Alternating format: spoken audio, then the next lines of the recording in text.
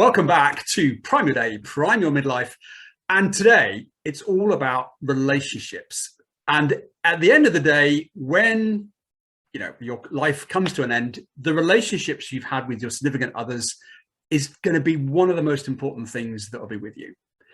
And today I've got an absolute relationship mistress, master, whatever you want to call her. Clare Downham is the Queen of Calm, and she's going to give us some really important tips, advice, and thoughts about how we can maintain effective and long-lasting relationships. Clare Downham, welcome to the Zoom screen today. How the devil are you? I'm fabulous, thank you, Chris, and I'm really grateful to be here. Really excited about this conversation and where it's going to take us. All right, well, let's go straight into that key word of relationships, or relationship with ourselves. What does that word mean to you, Clare?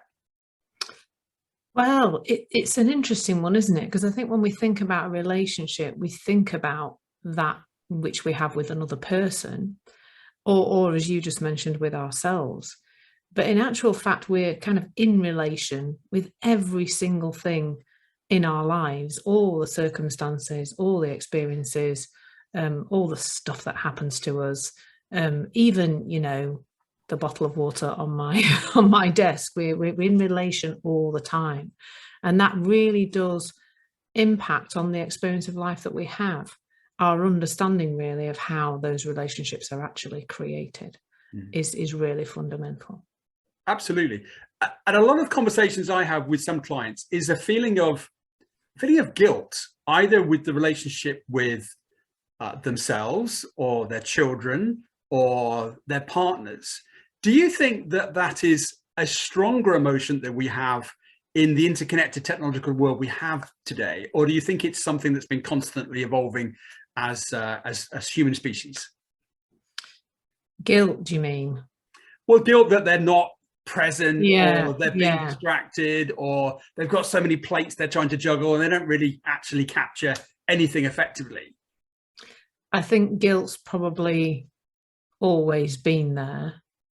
But I suspect, as you've mentioned, it's increased when we're being pulled, I think, in more different directions, because we don't switch off, do we, from the world around us. I have a really interesting relationship with guilt, because I think a lot of people think that guilt, if I feel guilty enough, I'm going to make a change. But I suspect, as you found with your clients, and I have with mine, that just fundamentally isn't true. Because actually, invariably, the feeling of guilt actually just makes us feel worse. It doesn't actually make us change anything about our circumstances. I remember once listening to a therapist talking about somebody who was a gambler who they were working with, and that person was literally spending the household budget every week on gambling and felt absolutely terribly guilty. But because they were using the gambling as a means to manage their feelings, feeling guilty made them feel worse, and therefore they went to seek the ease from that horrible feeling in the gambling. So it doesn't tend to make us change our behavior. In fact, behavior change it happens at such a different level to that, really. But yeah, I think a lot of people do feel guilty about how they're being in relation to other people who they may have a close relationship with. Okay, so close relationship, and I hear that word behavior change. So let's just say that we're in a relationship with a partner and we believe the behavior from our other partner isn't serving us. Why does that have such an important impact on us, Clare? Well, various behaviors have an impact on us, or I guess would bring about certain feelings in us, depending really on what our previous experience has been. So right from when we're very small, we're being conditioned to have beliefs about what's right and what's wrong, how people should behave in a relationship, what's not nice in a relationship, what is nice in a relationship. So by the time we get into an adult relationship, we've already got a whole sack of stuff that we think is okay, and probably a bigger sack of stuff that we think is not okay in a relationship. And that's worth understanding as a kind of starting point really is that there probably isn't a right and a wrong. Really, it's just that we've got an idea about what's right, and our partner might be doing something that we view as being wrong and not okay. Now, this is not condoning any kind of unpleasant, horrible behavior that, you know, that none of us would say was okay in any kind of relationship. But when we come from a place of understanding that, I suppose holding our ideas of right and wrong may be a little bit lighter in a relationship, that we can start to see that, you know, who is right and wrong.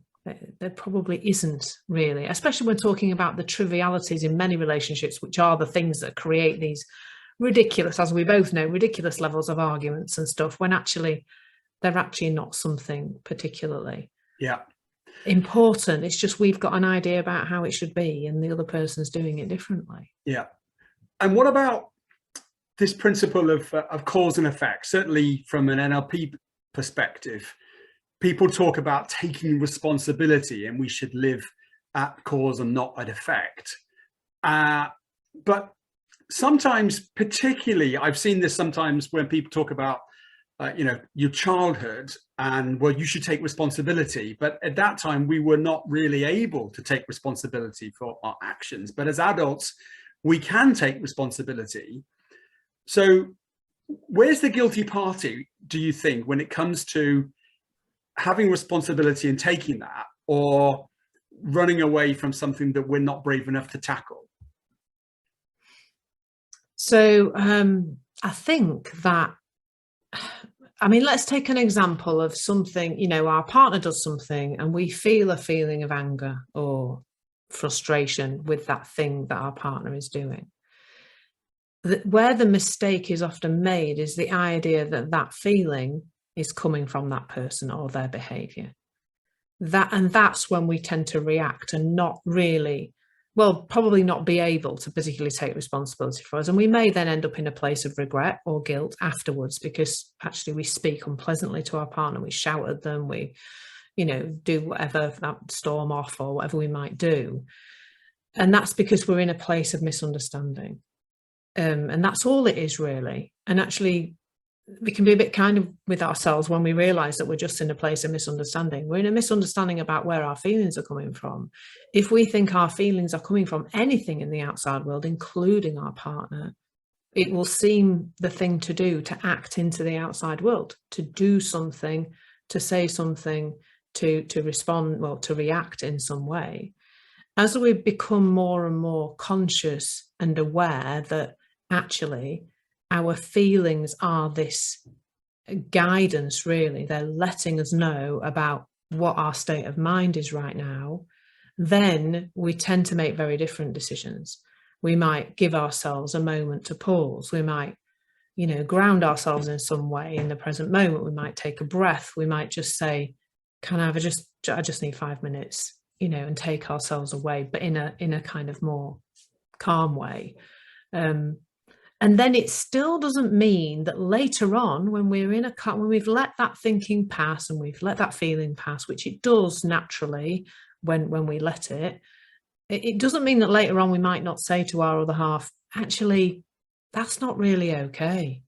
The way you spoke to me, how you did that, I would prefer you didn't do it like that. But we'll come from such a different place than if we're coming from the idea that they're creating our feeling. We can still have preferences, we can still prefer to be treated in a certain way, but when we think the actual feeling is coming from the other person, the reaction is much more fired up, really.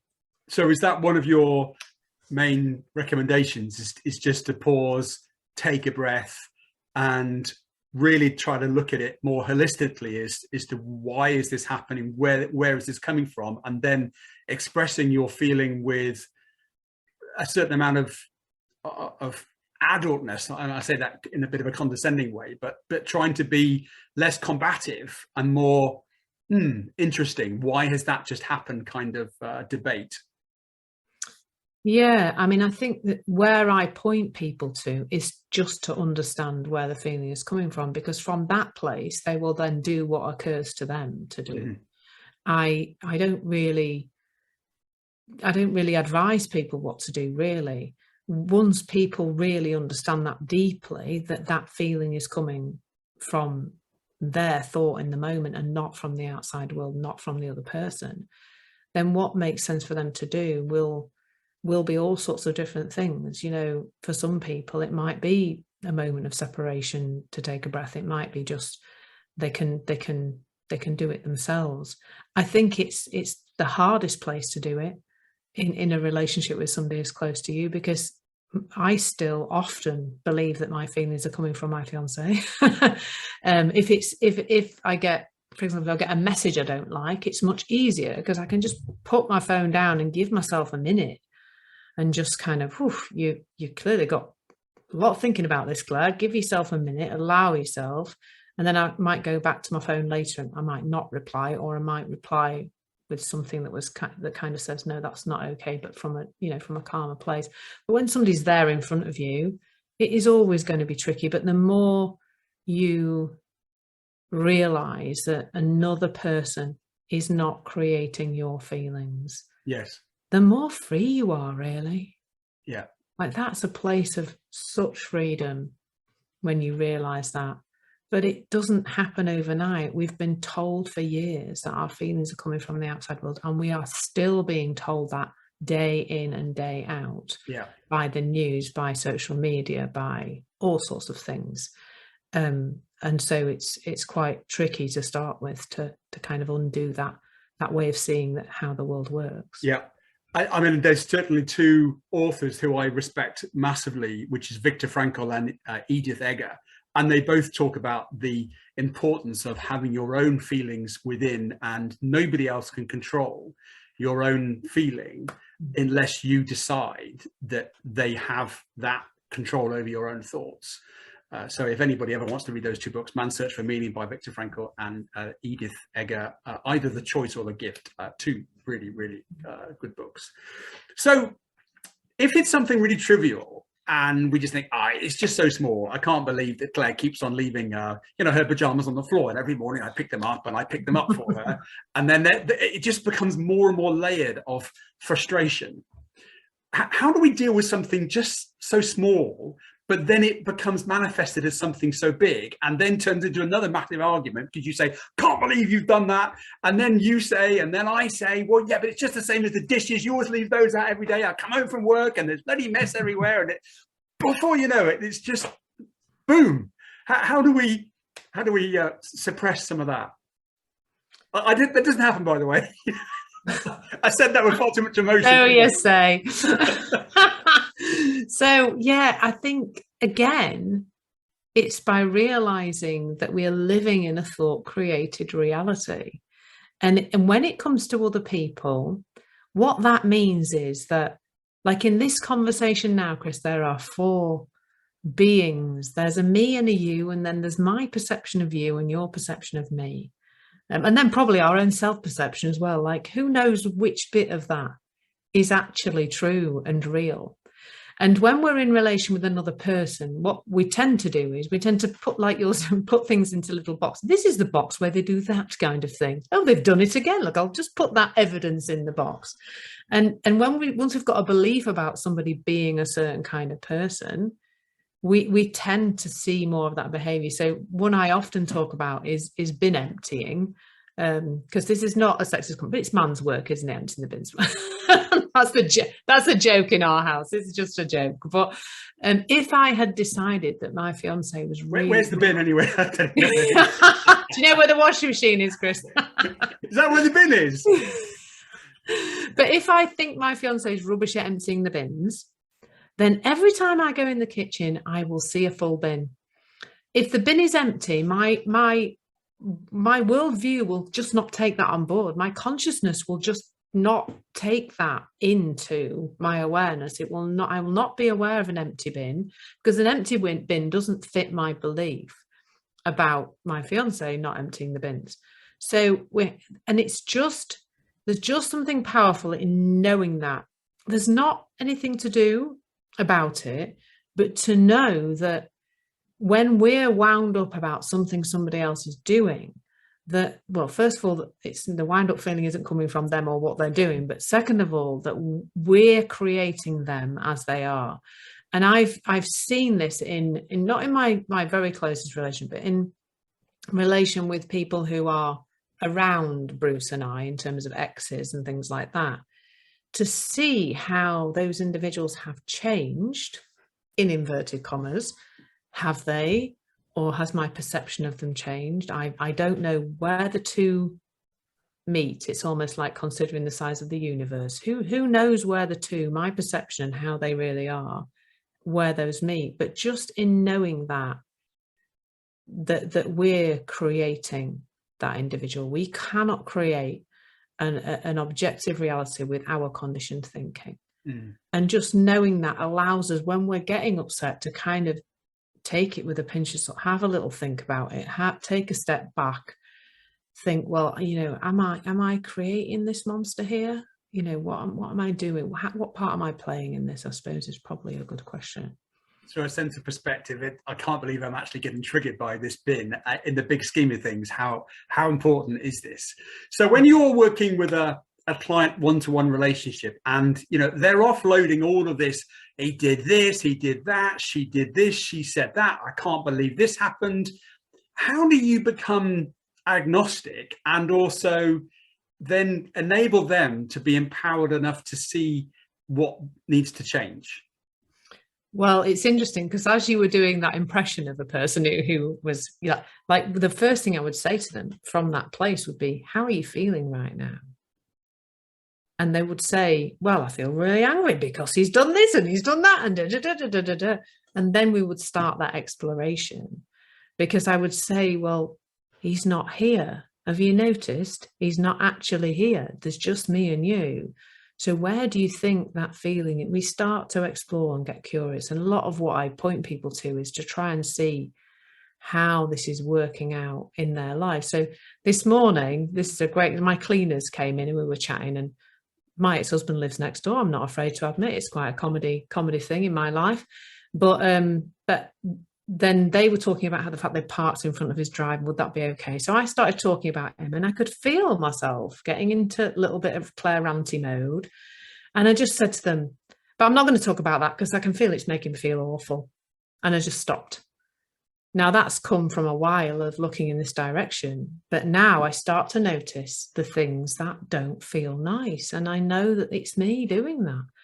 And it just, as my awareness has grown, it makes less and less sense to keep doing that. And so when I'm in a conversation with a client, it's about helping them to notice that themselves, to get curious about, actually, when they're not thinking about their husband's behavior or whatever, noticing that, actually they're not feeling it because they're not thinking about it or talking about it or ranting about it.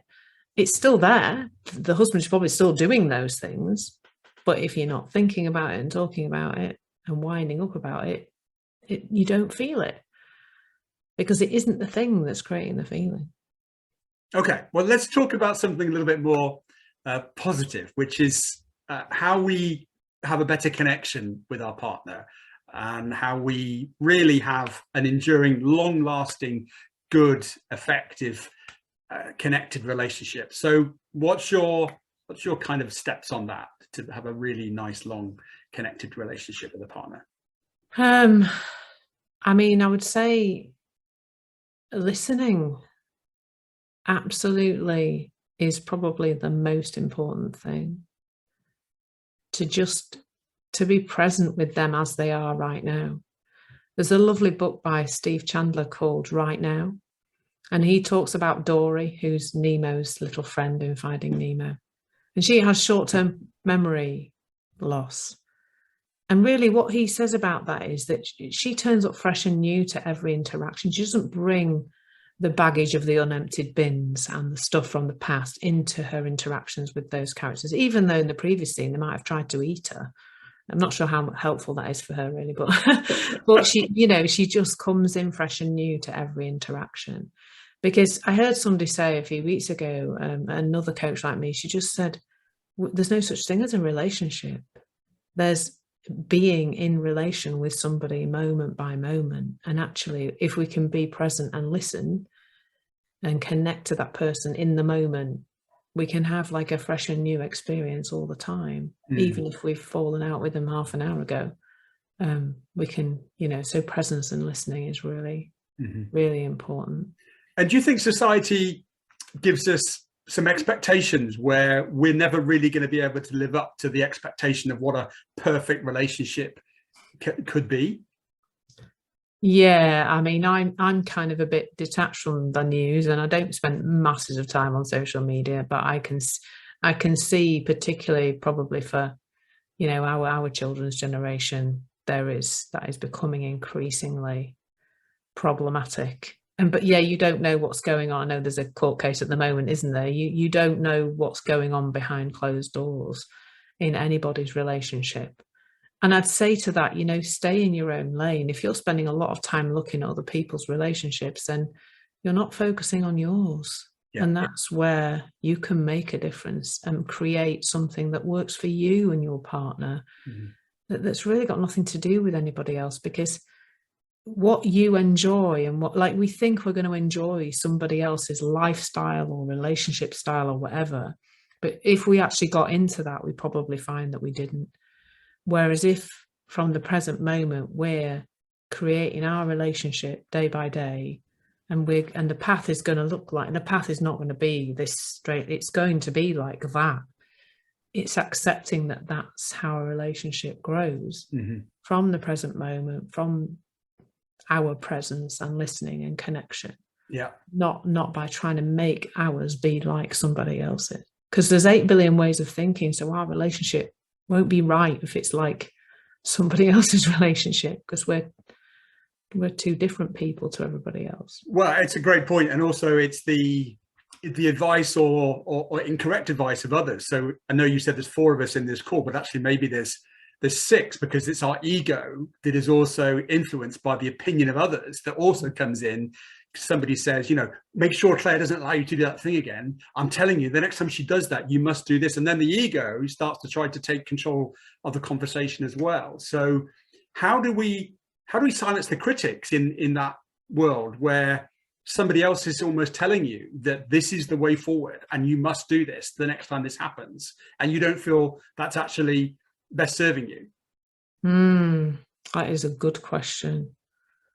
Because like we've just said, it, just by looking on social media, we can look like there's all sorts of rules for life. But then we may have people in our families and other close relationships who are directly telling us that there are rules on how to do life. I guess, again, what goes on behind your closed doors is up to you. And I suspect if there are people giving us advice, they will not be in a place of understanding actually what I'm sharing today about how your experience is created. Your experience is created inside out. So your experience is unique to you. And so your experience with your partner is unique to you. And again, I would say those people who are telling you what to do and how to live your life, you'll work out how to live your life in the present moment when you understand that your partner isn't making you feel anything, that your riled up feeling is telling you that you're out of your lane, you're in the rumble strips and you're about to go off the road. You'll work it out from there. And I guess to trust yourself and know that you've always got wisdom and innate intelligence and, the power of the universe powering you through, and it's always available to you. When you're in the present moment. You don't need anybody else's advice. Well, that's a great point. And somebody, I think I heard a podcast somewhere, is that you should never moan about your relationship with anybody else other than a professionally trained counselor or somebody who's specialist on that. In the same way you wouldn't talk about your health related deficiencies of your back with anybody other than a qualified surgeon or a GP. So should we just stop moaning about our relationships altogether with others that are gossip mongers and sort of doomslayers and are just looking to grab hold of this salacious gossip? Well, I think we'd feel a heck of a lot better if we did that, because of course it's the moaning. Like I said this morning, when I started moaning about my ex-husband to my cleaners, immediately I started to feel awful. And of course, if we're creating awful feelings for ourselves, that's putting our bodies under a level of strain and stress. It's not healthy for us.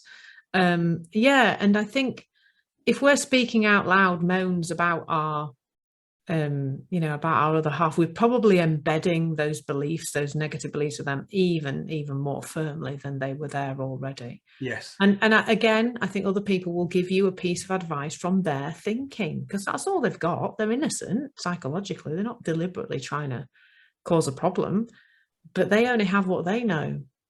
And what you know in the moment, not what you know from your baggage from God knows when, but what you know in the moment is the most important thing. How connected you are to the present moment. We've always got the answers inside us. Yeah. And they could be encouraging you to change lanes when actually you just need to stay in your lane and be a bit more persistent, because the journey is the journey. It's not about changing direction. Sometimes you just got to go a little bit further, a little bit deeper, and work a little bit harder to make the lane the right lane. So listening, being in control of our own thoughts, not moaning and sharing those thoughts with others. What's your best way for you to be happy in a relationship, Claire? That's interesting, actually, because I've really only had two major relationships in my adult life, and that was the one with my ex-husband and the one with my fiance now. I think I'm probably a very different person to the person I was in my marriage. I think understanding that he's always doing the best he can with the thinking that looks real to him is really important. And also that I'm doing that too. And so when we were talking earlier about guilt, I don't experience a lot of guilt. If I lose my rag with my fiance and get upset with him about something, it passes really quickly. And part of the reason it passes really quickly is that I don't waste my time thinking about me and feeling bad about me. It falls away, the anger falls away, and then I focus on making amends with him. That's one of the real problems with guilt, actually, is that we're so caught up in it, and we're therefore so caught up in ourselves, really, that we're not present enough to say sorry to the other person. So saying sorry is massive. I say sorry probably most days at some point, even if it's just because I've snapped a minute or, not been kind in some way, or, I'm human too. Mm-hmm. So yeah, always saying sorry, being present, listening, all those things really that I've already said. It's a lot simpler than we think. Mm-hmm. It's been made, like we've said, so much more complicated by looking at what other people think a relationship should look like. Yeah, and that's the other thing, is Bruce and I stay in our lane. Like, we know what we like. We know what we like to do together. We know the level of time we like to spend together. We know, how much of other things we like, like all of it. We know what we like between the two of us, and we actually don't give two hoots what anybody else is doing. I love that. I think that's really important. Yeah. Really and I also like to express gratitude on the basis that I just want to say thank you, or thank you for being present, or thank you for listening, thank you for understanding, and actually sending some of those notes quite, physically through voice notes, not just to my significant other, but also to business contacts or friends or people who've done something. Just like today, I'm appreciating your time and grateful for the fact you're allowing us to share the camera today to talk about something that's so important. So that's a good tip for me to really express gratitude for others. Okay, so we're just going to share your contact details here, and I'm going to ask you to think about maybe 3 fundamental takeaways for us to live with, to try to make sure that from this point on, relationships are really effective. What about one of my mum's tips was never sleep on an argument? Is that an old wives' tale, or is that something you believe to be true?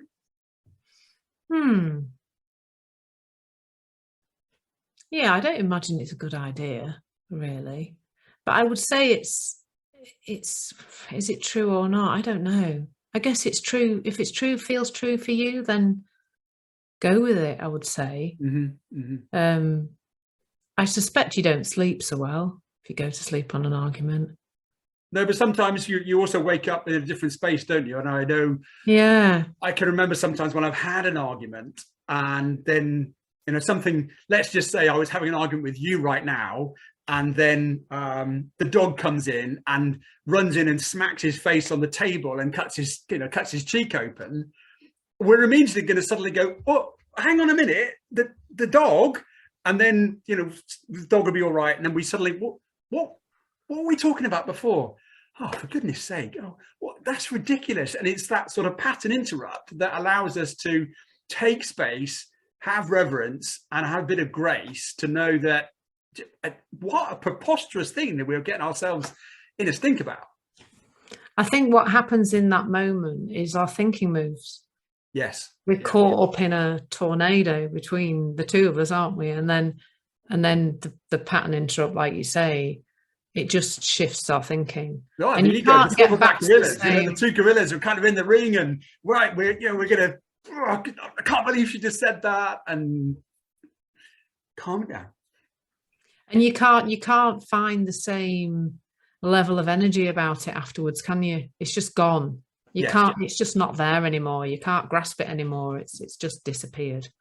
Which is really interesting, isn't it? Because it felt when you're in, and that's the thing about thought creating our reality that I heard something about. I was listening to a book called Joe Bailey this morning, and he said, he tells this little story about there's some young fish swimming around in a tank, and the old fish swims up to them and says, "How's the water?" And they go, "What water?"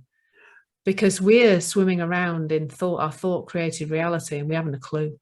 We don't know we're doing it. We have no, until we start to get some awareness of thought creating our experience, we don't realize that's what's happening, because it's the most powerful creative force in the universe. It's like, it's amazing what it can create when it's directed helpfully, but it can also create daymares all the time that we believe.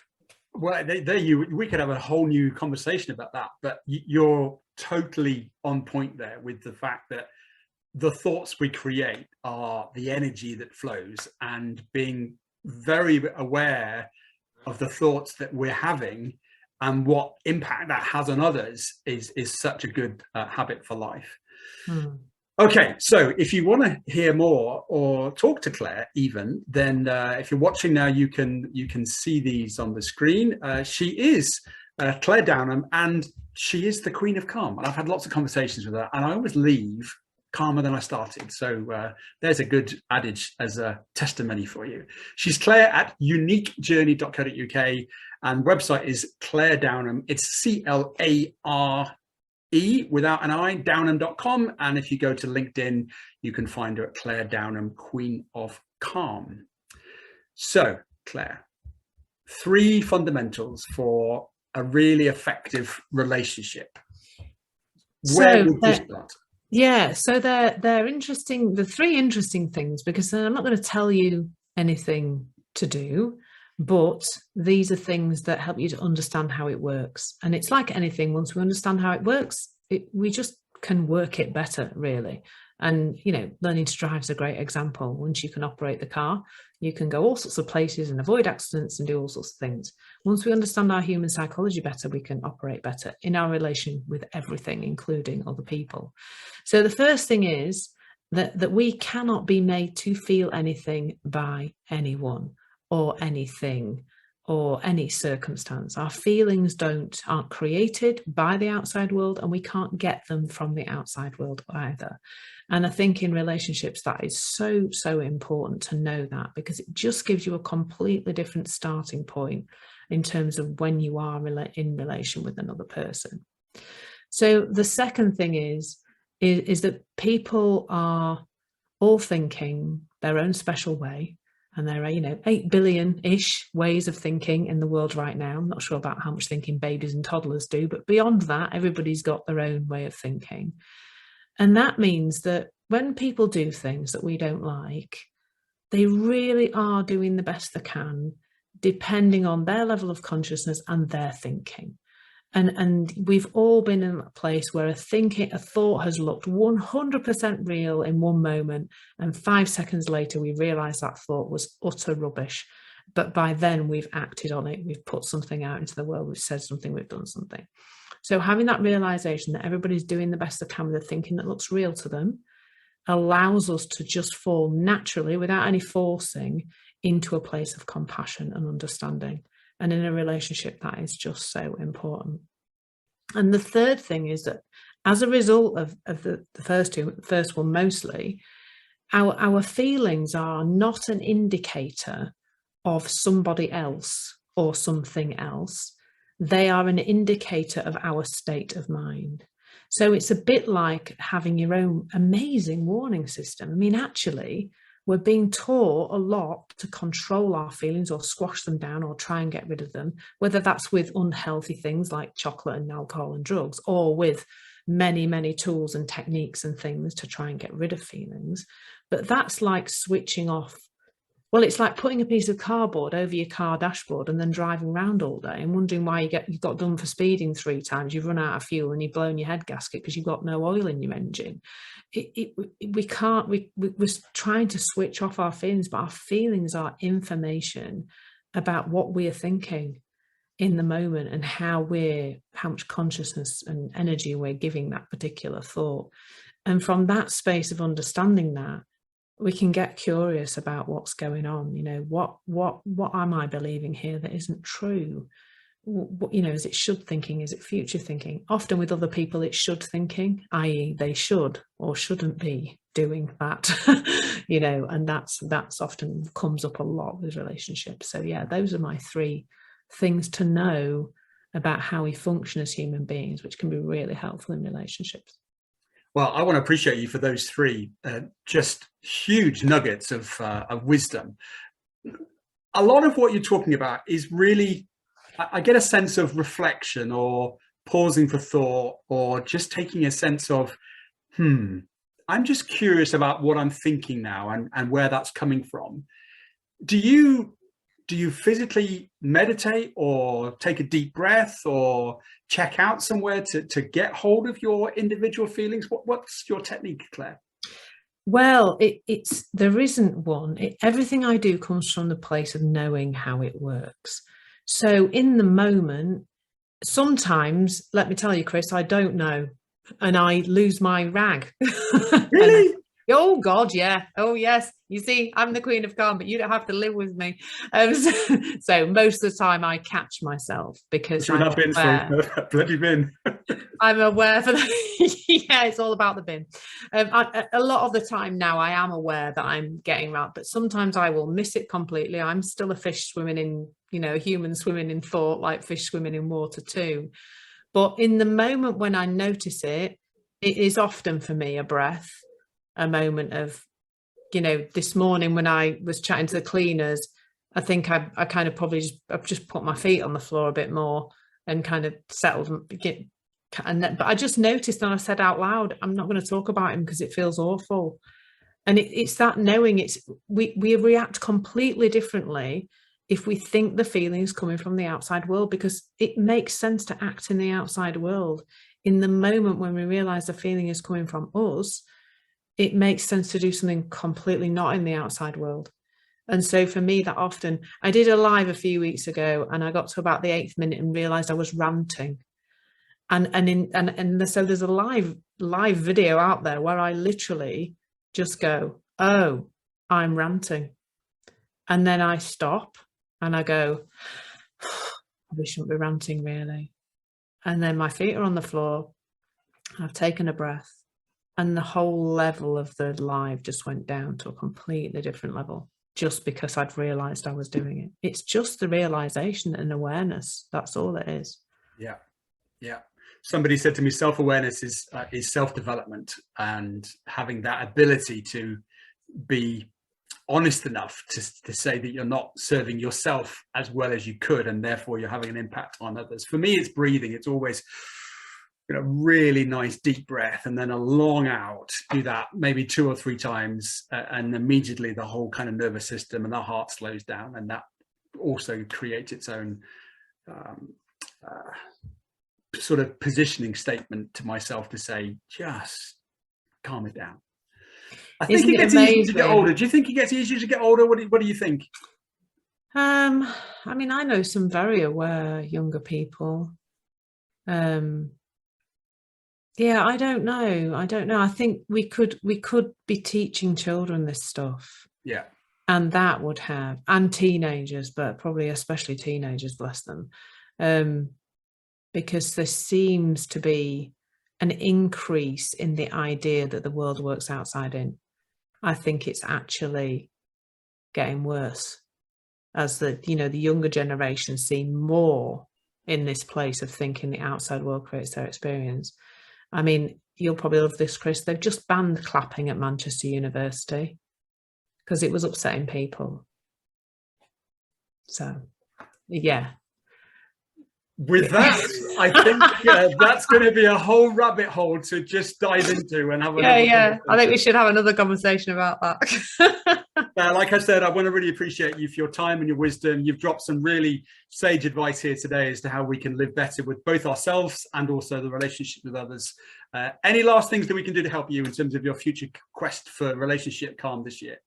No, I mean, just anybody wants to reach out for conversation, please do that. It's always a pleasure to share. And if people have heard something whilst we've been talking and they think, oh, actually, there might be something there, then, reach out and we'll have a conversation. That's always a lovely place to start.